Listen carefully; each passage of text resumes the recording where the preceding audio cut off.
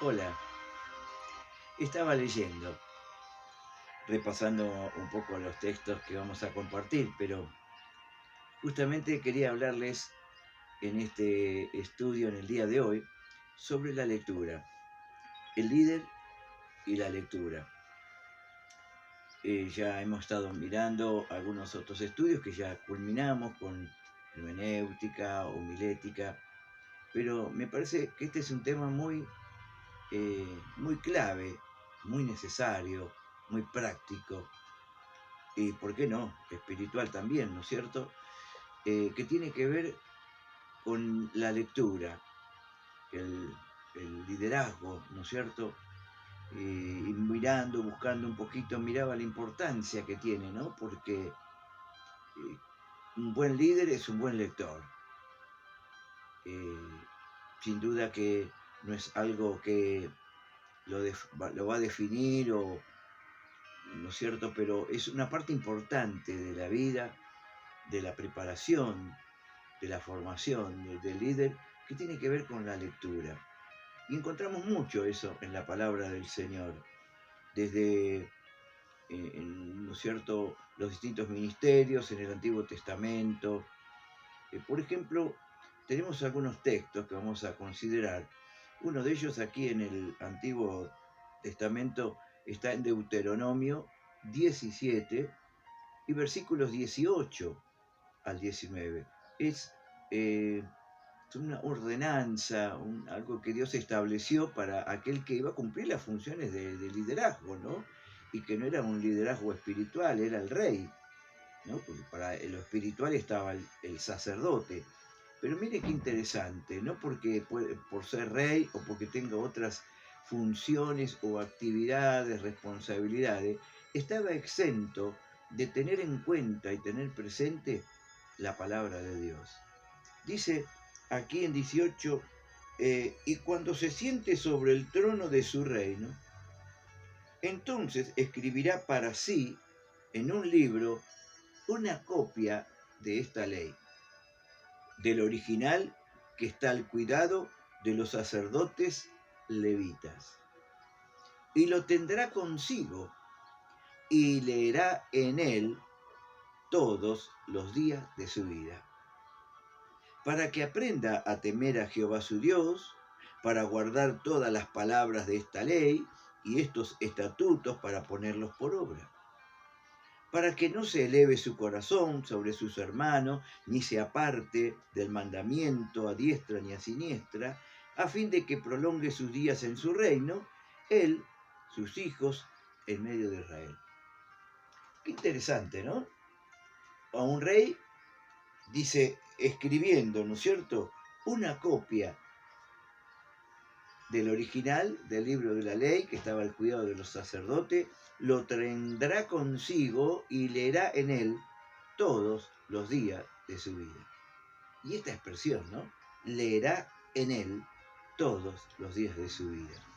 Y eso, ¿no es cierto?, le iba a ayudar, ¿no es cierto?, como dice acá, primero, en primer lugar, tenemos que ver que era para él mismo, ¿no es cierto?, para que aprenda a temer a Dios, para que ponga por obra la palabra, pero también para que lo guarde del altivez, del orgullo, dice, para que no se eleve su corazón sobre sus hermanos.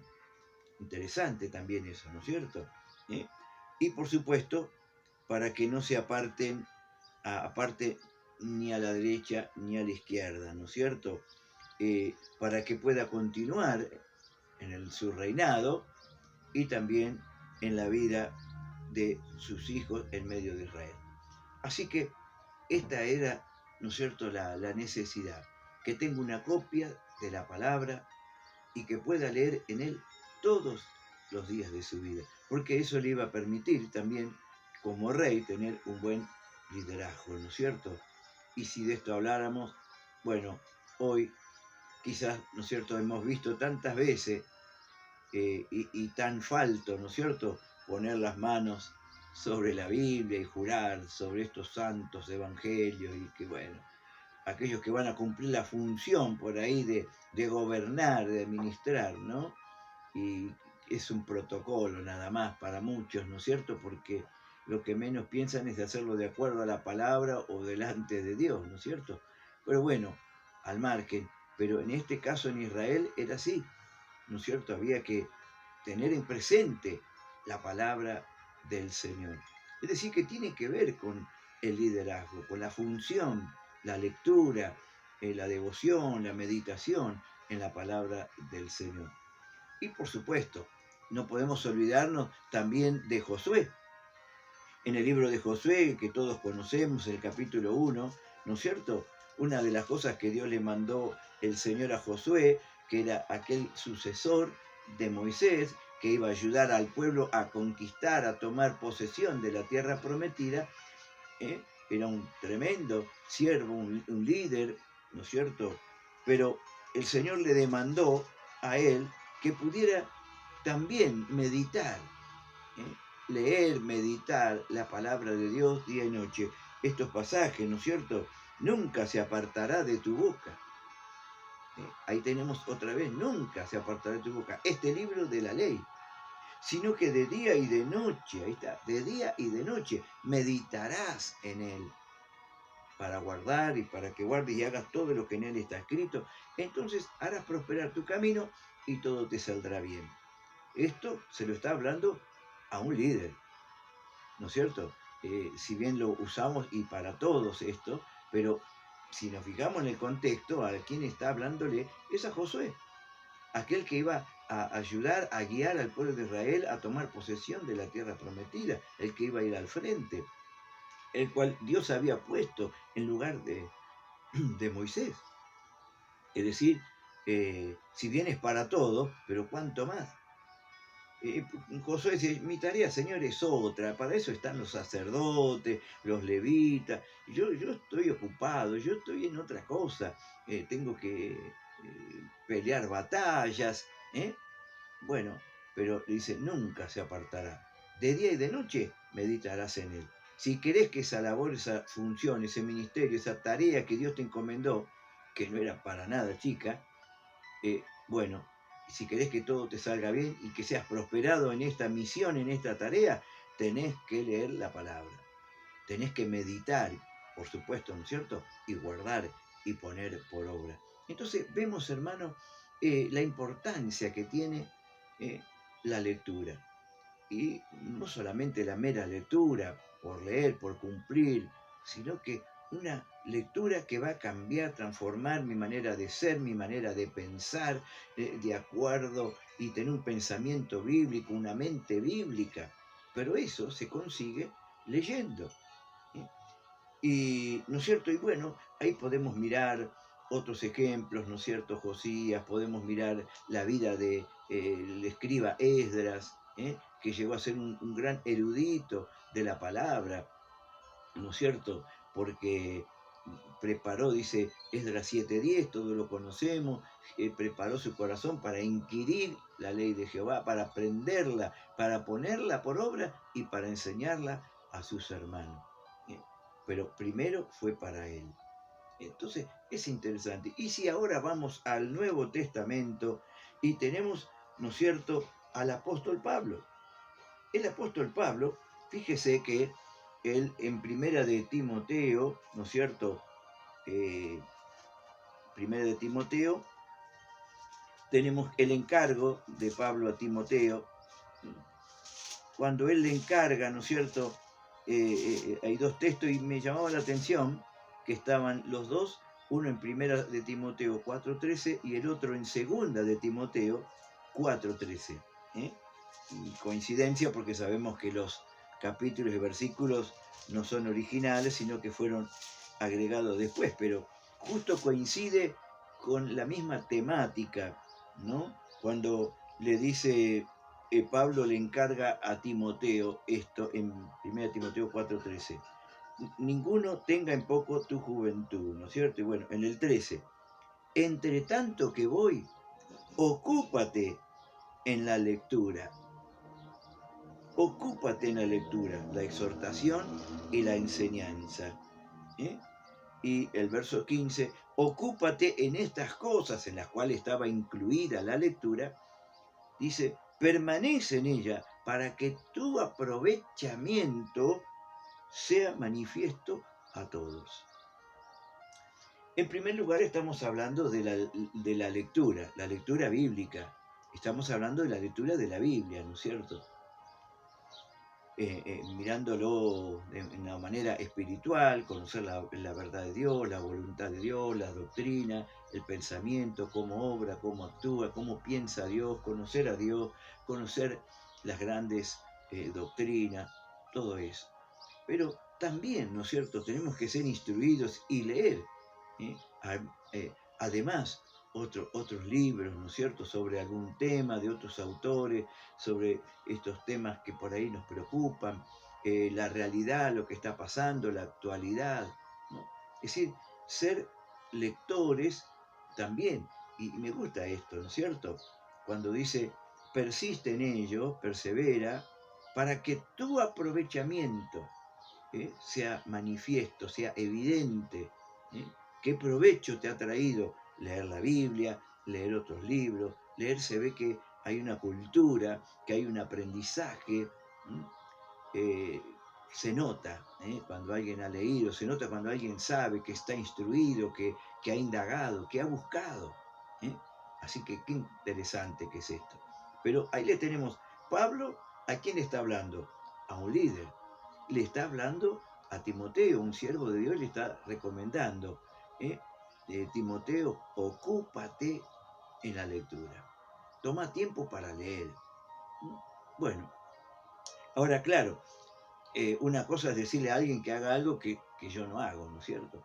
Pero este no es el caso de Pablo, porque cuando vamos a segunda de Timoteo, como dije, que coincide justamente, ¿no es cierto?, los capítulos y versículos, en 4:13 le encarga Pablo a Timoteo, trae cuando vengas el capote que dejé en Troas en casa de Carpo, y los libros, mayormente los pergaminos. Es decir, mire, acá tiene, Pablo le dice a Timoteo, tráeme cuando vengas el capote que dejé en Troas en casa de Carpo.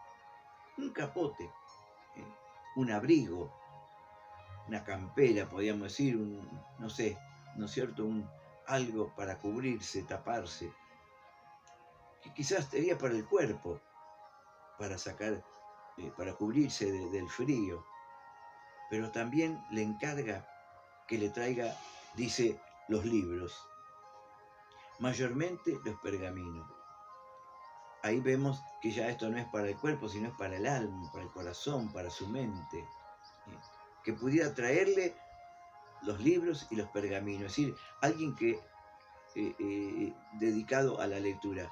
Pero escúcheme, si usted considera nuevamente, como a veces decimos, qué es lo que está diciendo, a quién se lo está diciendo, en qué momento, en qué lugar lo está diciendo, se va a dar cuenta que Pablo está escribiendo desde la cárcel.